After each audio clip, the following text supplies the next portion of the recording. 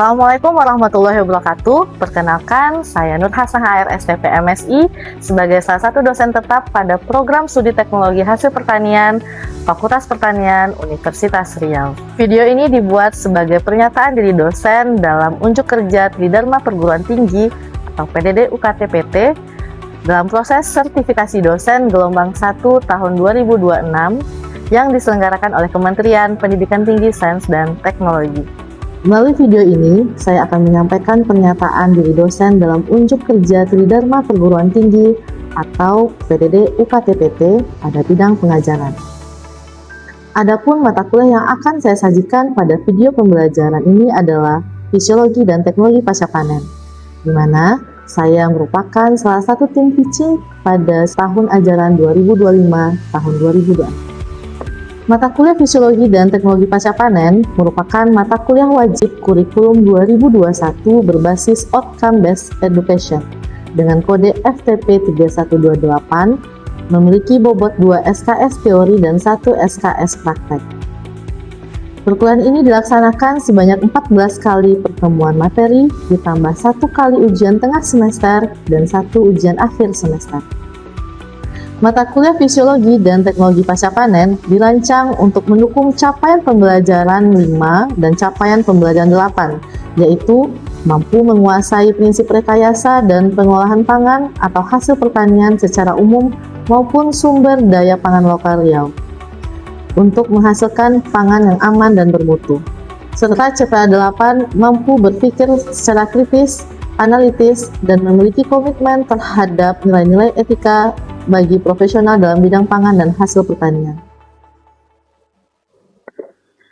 Dalam pelaksanaan pengajaran, saya menerapkan pendekatan delivery, interaction, dan assessment. Pada aspek delivery, mata kuliah Fisiologi dan Teknologi Pasca Panen memberikan pemahaman kepada mahasiswa mengenai perubahan fisiologi pada bahan hasil pertanian setelah dipanen, dan penanganan pasca panen yang tepat untuk mempertahankan mutu bahan hasil pertanian hingga sampai ke tangan konsumen. Pada pertemuan ke-14, materi yang akan saya sampaikan yaitu penanganan pasca panen untuk produk segar, berfokus pada komoditi buah-buahan pada 4 komoditi unggulan yaitu mangga, pisang, semangka, dan nanas. Adapun capaian pembelajaran mata kuliah yang terkait pertemuan ke-14 ini adalah CPMK 3, yaitu mahasiswa mampu menerapkan dan mengintegrasikan prinsip-prinsip ilmu dan teknologi hasil pertanian, bidang fisiologi dan teknologi pasca panen dalam praktik dan kondisi nyata di industri pangan dan hasil pertanian. Adapun dalam perkuliahan Fisiologi dan Teknologi Pasca Panen, mahasiswa akan mempelajari materi terkait perubahan fisiologi pada bahan hasil pertanian setelah dipanen dan penanganan pasca panen yang tepat untuk mempertahankan mutu bahan hasil pertanian, meliputi materi 1. Sifat fisik dan kimia bahan, 2. Perubahan selama proses pematangan, 3. Penanganan komoditas klimakterik dan non-klimakterik, 4. Respirasi, transpirasi, 5. Peranan etilen atmosfer termodifikasi, 6. Pengaruh suhu dan atmosfer terkendali, serta 7. Penerapan teknologi pasca panen pada berbagai komoditi seperti kacang-kacangan, biji-bijian, buah, dan sayur.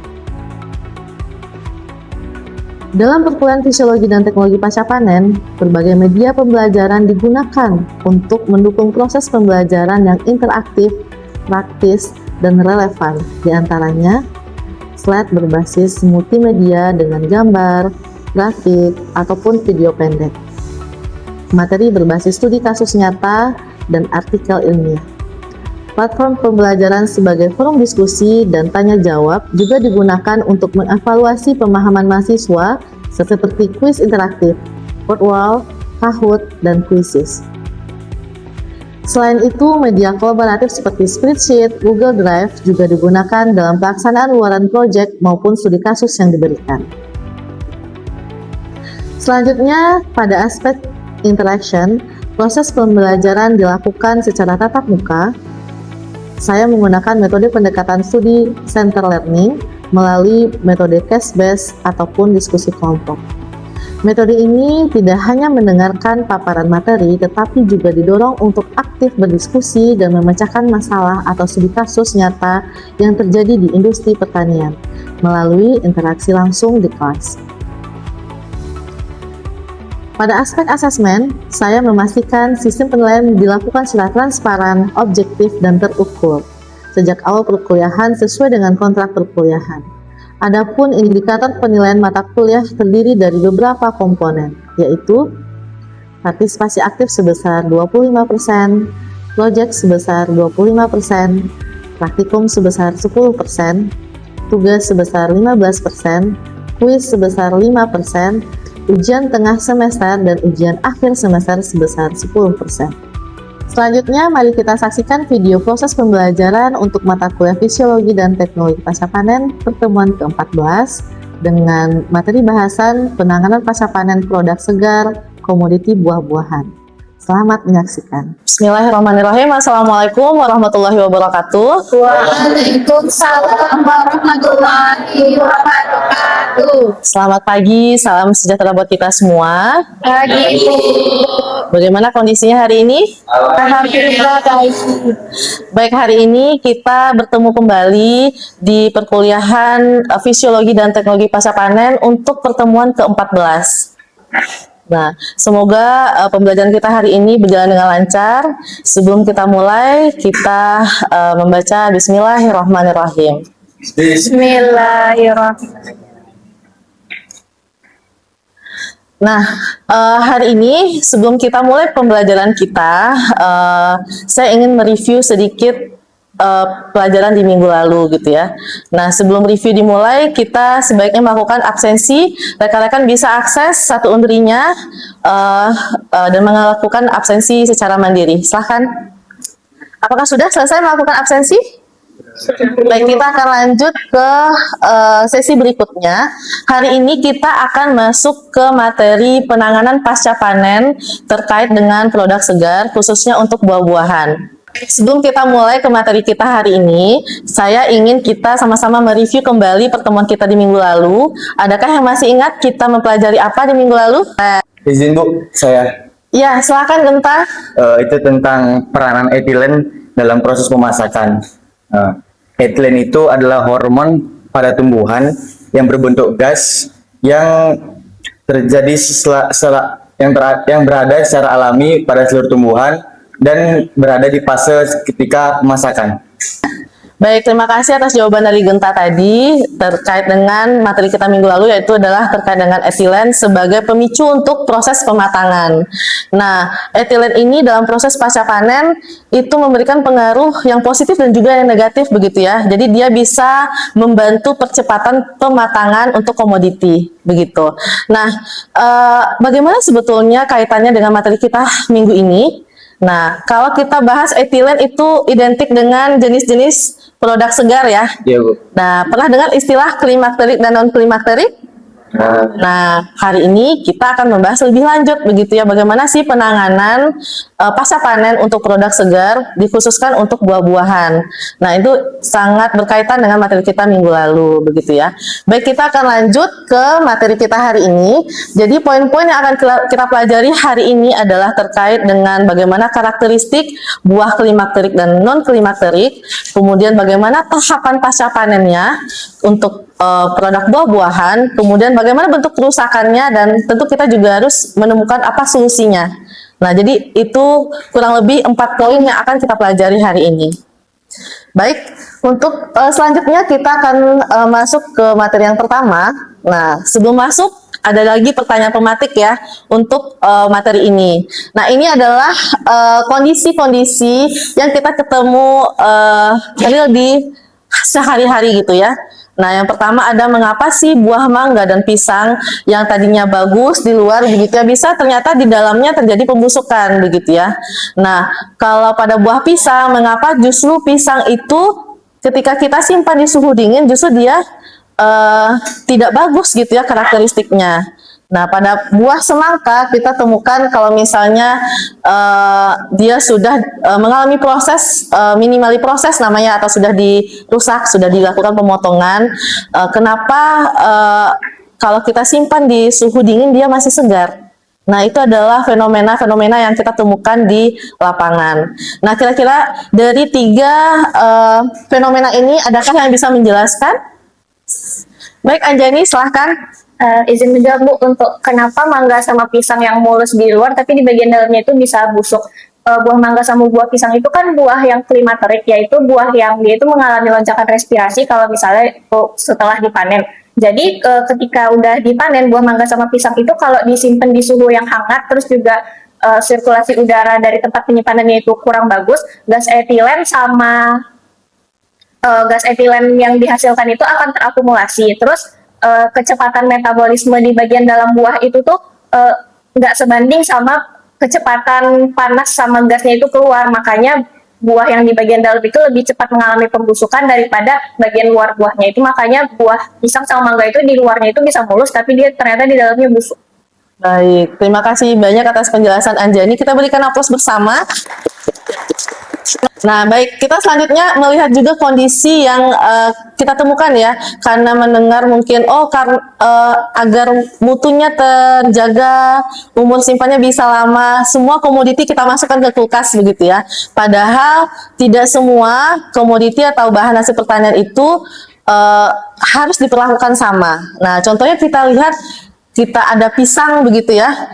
Kemudian kita karena ada narasi yang menyampaikan bahwa kalau mau awet silahkan masukkan ke kulkas gitu ya. Nah, nyatanya ketika pisang kita masukkan ke suhu pendingin, yang terjadi apa? Kulitnya menghitam. Nah, kira-kira itu kenapa? Ada yang bisa menjelaskan? Oke, Nabila silahkan. Karena pisang ini dia dapat rusak karena mengalami kerusakan fisik, yaitu chilling injury, Bu. Chilling injury ini kerusakan fisik yang akibat pada suhu rendah sehingga terjadi pencokatan enzimatis, Bu. Baik, terima kasih Nabila atas penjelasannya. Nah, jadi dari paparan Nabila tadi kita dapat informasi begitu ya, tambahan informasi bahwa ternyata ada istilah kerusakan suhu dingin. Nah, namanya chilling injury ya. Nah, jadi ada beberapa komoditi yang memang ternyata dia sensitif terhadap suhu dingin. Nah, itu tadi penjelasannya. Mungkin satu lagi terkait dengan ini produk segar yang kita temukan kalau kita mau cepat ya konsumsi yang sudah dipotong-potong atau istilahnya di pasca panen atau THP itu adalah minimally proses. Nah, buah potong-potong itu kalau disimpan di suhu ruang dia rusak ya. Nah, kenapa kalau disimpan di suhu dingin dia terjaga kesegarannya? Kira-kira kenapa? Siapa yang bisa menjelaskan? Silakan Wahyu. Baik, terima kasih Bu. Izin menjawab pertanyaan dari Ibu. Bagaimana cara supaya hal tersebut bisa terjadi? Tentunya untuk produk seperti semangka dan nanas, itu kan termasuk buah non-klimaterik. Jadi untuk pertamanya kita harus memilih produk yang memang berkualitas baik. Nah, bagaimana produk yang berkualitas baik? Jadi produk ini benar-benar harus matang optimal. Nah, selain itu juga masih segar, lalu tidak ada memar ataupun kerusakan-kerusakan yang dapat menyebabkan buah tersebut rusak ketika dipotong. Nah, yang kedua kita harus memperhatikan sanitasi dan higienitasnya, yang mana kita harus mencuci terlebih dahulu buah-buah tersebut, kemudian memastikan pisau, talenan, ataupun wadah yang digunakan itu sudah disanitasi. Nah, lalu kita bisa menyimpannya di suhu dingin, karena suhu dingin di sekitar 1-5 derajat Celcius itu bisa menekan aktivasi enzim. Nah, selain itu juga dapat menghambat aktivitas mikroba. Nah, yang terakhir itu kita harus memperhatikan proses pengemasan dari buah potong tersebut. Kita bisa menggunakan seperti contohnya plastik wrap. Nah, selain plastik wrap ini berfungsi sebagai media untuk menghambat kontaminasi silang, dia juga sebagai penghalang fisik supaya uap air ini tidak keluar dari kemasan. Yang mana itu mencegah buah itu menjadi teksturnya kering atau layu. Seperti itu, Bu. Terima kasih. Baik, terima kasih banyak Wahyu. Kita berikan aplaus bersama untuk Anjani, Nabila, dan Wahyu. Lanjutkan ya. Nah, jadi apa sih sebetulnya yang membedakan antara buah klimakterik dan non klimakterik? Nah, ini terkait dengan materi sebelumnya, terkait dengan etilen gitu ya. Jadi proses respirasi menjadi benang merah yang membedakan antara klimakterik dan non klimakterik. Apa yang membedakan? Nah, kalau buah klimakterik gitu ya, dia masih mengalami proses respirasi yang ada puncaknya gitu ya. Nah, jadi ketika dia sudah dipanen, laju respirasinya mengalami peningkatan sehingga nanti baru proses penurunan. Nah, perbedaannya dengan proses perbedaan dengan jenis non klimakterik. Nah, ketika dipanen tetap terjadi proses respirasi tetapi tidak ada lonjakan yang signifikan. Nah, yang ada adalah penurunan atau penurunan mutunya lagi, kerusakan sehingga muncul teksturnya jadi lebih keriput begitu ya, kadar airnya berkurang dan selanjutnya. Nah, itu secara garis besar yang membedakan antara klimakterik dan non klimakterik. Nah, hari ini kita akan membahas terkait dengan penanganan pasca panen untuk produk segar, khususnya di buah-buahan. Nah, kita mengambil 4 komoditi yang menjadi kita bisa sebut komoditi unggulan ya. Yang pertama ada mangga, kemudian ada nanas, kemudian pisang dan semangka. Nah, dari 4 komoditi ini, apakah ada yang bisa mengklasifikasikan mana yang klimakterik dan non klimakterik? Yang mana yang klimakterik? Yang pisang dan mangga, Mangga dan Pisang. pisang. Sedangkan yang non klimakterik? nanas dan semangka. Oke, baik. Kita akan lanjut ke materi berikutnya terkait dengan penanganan pasca panennya. Bagaimana sih sebetulnya tahapan pasca panen dari produk segar ini? Secara umum, tahapan pasca panen untuk produk segar ini terdiri dari pertama tentu proses panen ya. Proses panen yang biasanya dilakukan pada waktu apa biasanya kalau panen? Pagi hari ya. Hari. Nah, agar tidak terkontaminasi dengan suhu tinggi begitu. Kemudian setelah proses pemanenan dilakukan proses pengumpulan sementara. Nah, biasanya di gudang sementara begitu ya, dikumpulkan semua hasil panen. Kemudian ada tahapan sortasi awal biasanya. Nah, sortasi ini biasanya memisahkan antara bahan yang bagus dan yang tidak bagus, atau bahan yang tidak diperlukan begitu ya, misalnya rantingnya atau daunnya begitu ya. Nah, itu sortasi untuk sortasi awal. Kemudian nanti akan ada proses transportasi ya, transportasi, kemudian ada proses pencucian. Nah, pencucian ini menjadi titik kritis juga karena bisa terjadi kontaminasi di sini begitu ya. Nah, setelah itu kita akan ada proses mungkin pre-treatment ya.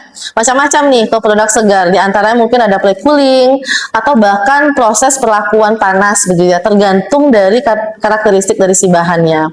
Nah, setelah itu ada proses pengemasan, kemudian baru diproses transportasi.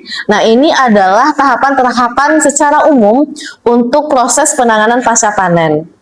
Nah, bagaimana dengan komoditi yang 4 tadi kita sebutkan? Nah, itu juga tergantung dari karakteristik bahannya begitu ya. Ada yang bisa kita berikan perlakuan dingin, ada yang tidak begitu. Nah, untuk setiap tahapan penanganan pasca panen ini tentu ada titik-titik kritisnya ya. Nah, ada kemungkinan kerusakan di setiap tahapan. Setuju apa tidak?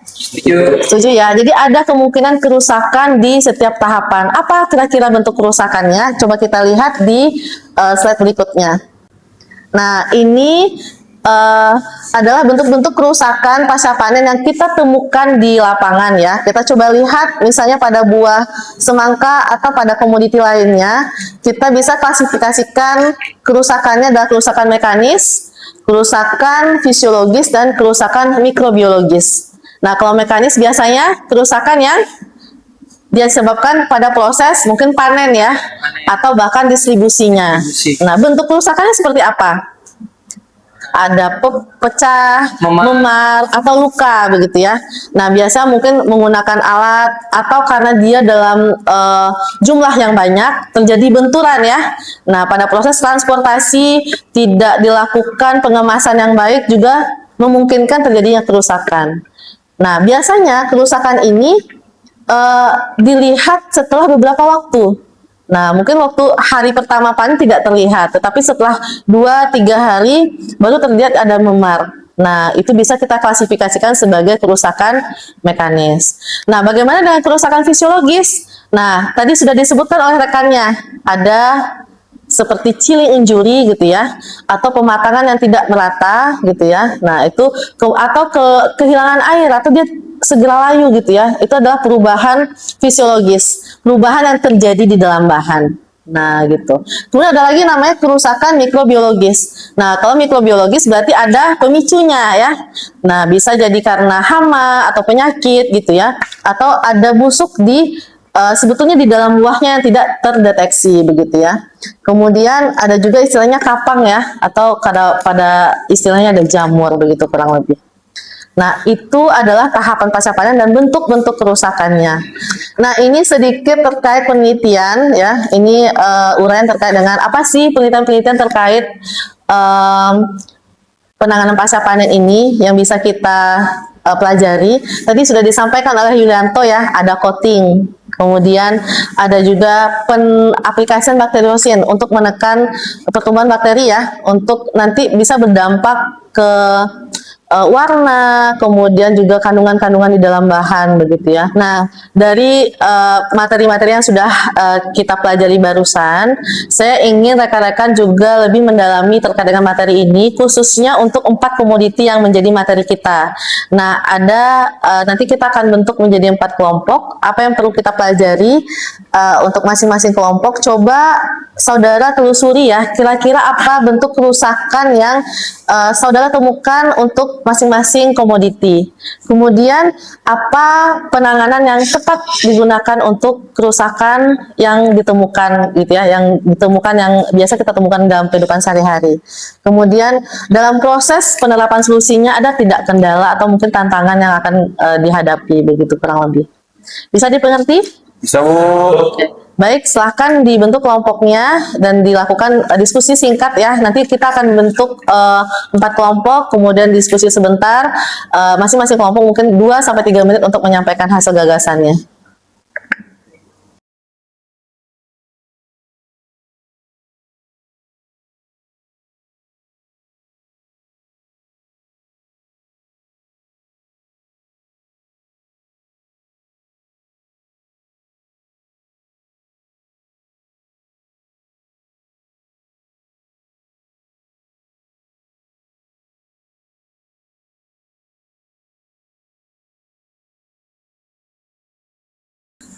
Baik, waktu untuk diskusi sudah habis, saatnya untuk menyampaikan hasil gagasan dalam kelompoknya. Kita mulai dari kelompok Mangga. Silakan menyampaikan apa bentuk kerusakan yang ditemukan, solusinya dan kendalanya. Silakan, Tasya. Baik, terima kasih Bu. Nah, untuk kerusakan yang sering sekali ditemukan pada buah mangga itu diantaranya ada busuk pangkal buah, memar, lunakan buah, dan keriput buah. Nah, untuk metode yang dapat dilakukan itu salah satunya ada dengan water hot treatment. Itu biasanya menggunakan suhu air sekitar 50-55 derajat Celcius. Nah, jika metode ini diterapkan di lapangan oleh petani ataupun pedagang yang skala kecil, itu memiliki kendala. Salah satunya itu sulitnya menjaga kestabilan dari suhu air tersebut yang membutuhkan alat untuk mendeteksi suhu. Nah, itu biasanya membutuhkan biaya yang cukup mahal bagi pedagang. Baik, terima kasih Tasya atas paparannya. Jadi itu tadi disampaikan bahwa kerusakan yang ditemukan di lapangan adalah busuk ya. Nah, busuk pada pangkal buah. Solusinya dengan perlakuan air panas ya, dengan suhu maksimal 55 derajat dengan waktu yang sudah ditentukan begitu ya. Nah, kendalanya tadi ditemukan adalah sulitnya mengontrol suhunya. Nah, sehingga dalam alatnya mungkin perlu penambahan sensor suhu. Kemudian juga ada kendala terkait dengan biaya investasi lah ya, investasi awal untuk penanganannya. Baik, terima kasih Tasya atas paparannya. Kita berikan aplaus bersama. Nah, baik, selanjutnya untuk memperdalam atau mengevaluasi pemahaman rekan-rekan terkait dengan materi ini, saya sudah menyiapkan kuis untuk dikerjakan masing-masing. Silakan rekan-rekan akses kuisnya pada link berikut dan dikerjakan sekarang ya.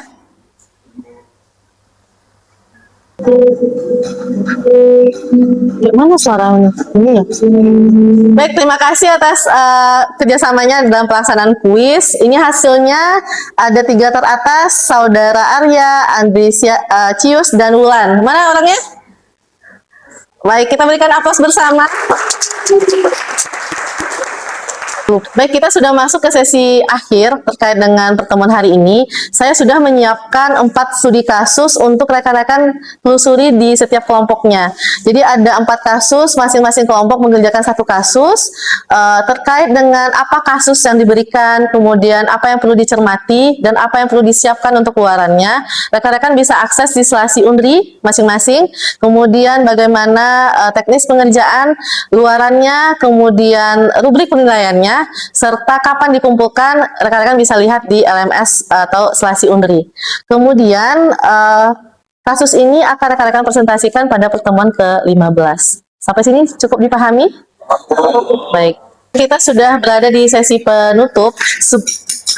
Baik, kita sudah ada di sesi penutup pertemuan kita hari ini. Sebelum kita akhiri, saya ingin rekan-rekan menyimpulkan apa yang sudah kita pelajari hari ini. Siapa yang bisa menyimpulkan? Baik, Wahyu, silahkan. Baik, terima kasih untuk kesempatannya, Bu. Jadi yang bisa Wahyu simpulkan dari pertemuan kali ini mengenai penanganan pasca panen produk segar yaitu buah-buahan. Nah, buah-buahan sendiri ini terbagi menjadi dua jenis, ada buah klimaterik dan non-klimaterik. Untuk penanganan pasca panen dari buah-buahan ini meliputi pemanenan, kemudian ada pengumpulan, sortasi dan grading, lalu ada pencucian, lalu ada pre-cooling dan juga perlakuan tambahan, kemudian ada pengemasan dan juga penyimpanan serta distribusi. Nah, selama perlakuan pasca panen ini terjadi beberapa masalah seperti memar atau produk rusak, itu bisa ditangani dengan penanganan yang tepat, seperti penggunaan suhu rendah atau suhu yang tepat. Kemudian kita bisa menggunakan bahan pelapis seperti edible coating, atau kita juga bisa yang terakhir itu bisa menggunakan modifikasi atmosfer untuk pengemasannya ataupun kontrol atmosfernya. Terima kasih. Baik, terima kasih banyak Wahyu atas kesimpulan yang sudah disampaikan.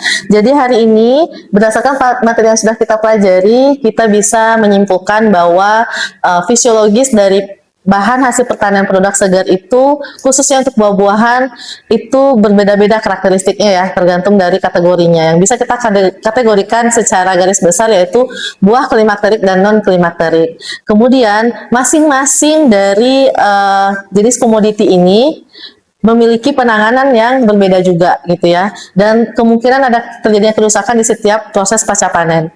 Jenis kerusakan yang dialami bisa berupa kerusakan mekanis, fisiologis, dan mikrobiologis. Kemudian setiap komoditi juga memerlukan perlakuan untuk penanganan pasca panennya. Nah, terakhir perlunya penunjang untuk riset-riset terkini ya, keterbaruan untuk penanganan pasca panen, dan diharapkan dari rekan-rekan semua yang calon-calon untuk teknologi hasil pertanian mengambil kontribusi untuk bidang penanganan pasca panen. Baik, kita sudah masuk ke sesi penutup hari ini. Terima kasih banyak atas atensinya dan kerjasamanya untuk pertemuan kita hari ini. Untuk minggu depan kita akan masuk ke pertemuan untuk penanganan pasca panen produk kacang-kacangan. Silakan rekan-rekan bisa telusuri bahannya di Selasi Undri yang juga sudah saya upload begitu ya. Baik, terima kasih banyak atas antusiasnya hari ini. Kita berikan aplaus bersama. Mohon maaf atas kekurangan. Terima kasih banyak. Assalamualaikum warahmatullahi wabarakatuh. Salam sejahtera buat kita semua. Demikian video pembelajaran ini saya sampaikan. Semoga video ini dapat memberikan gambaran yang komprehensif mengenai pelaksanaan pembelajaran yang saya lakukan, serta menjadi salah satu bahan pertimbangan yang objektif dan positif bagi tim penilai dalam proses asesmen portofolio, yaitu pernyataan diri dosen dalam unjuk kerja Tridharma Perguruan Tinggi atau PDD UKT-PT pada bidang pengajaran, sertifikasi dosen reguler gelombang 1 tahun 2020. Atas perhatian dan kesempatan yang diberikan, saya ucapkan terima kasih. Wassalamualaikum warahmatullahi wabarakatuh.